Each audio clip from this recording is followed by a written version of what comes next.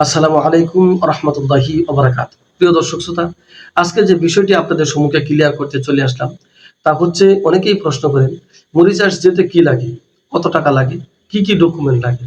এই ধরনের অনেক প্রশ্ন কমেন্টে আমাকে করে থাকেন।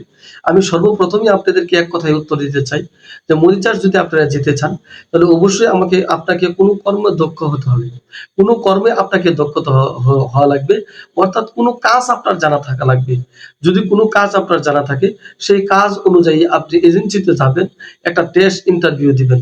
টেস্ট ইন্টারভিউতে যদি আপনি টিকে যান তাহলে ফাইনাল ইন্টারভিউ দিবেন। এই ফাইনাল ইন্টারভিউ দেওয়ার পরে আপনাকে এজেন্সি বলবে যে আপনার ফাইনাল ইন্টারভিউ হয়েছে, আপনি এখন ফাইনাল ইন্টারভিউতে টিকে গেছেন, 1,50,000 টাকা আমাদেরকে দেন। তখন কোনো একটা ডকুমেন্টের মাধ্যমে আপনি এজেন্সিকে 50 বা 1,00,000 টাকা দিবেন। আর এজেন্সি আপনার সমস্ত ডকুমেন্টগুলো আপনার কাছ থেকে নিয়ে সেটা মরিচাষ দিয়ে দিবে।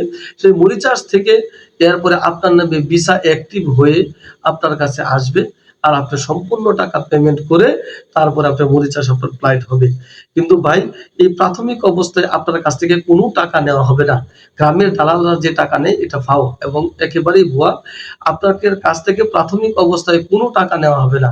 আপনার কাছ থেকে টাকা নেওয়া হবে যদি আপনি ইন্টারভিউর মাধ্যমে আপনি টিকেন এবং আপনি মরিচাষ যাওয়ার উপযোগী হন, এরপরে আপনার কাছ থেকে এজেন্সি টাকা নেবে।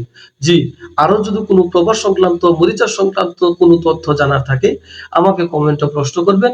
আমি আপনার সেই প্রশ্ন অনুযায়ী ও পরবর্তী ভিডিওতে উত্তর দেওয়ার চেষ্টা করব ইনশাআল্লাহ।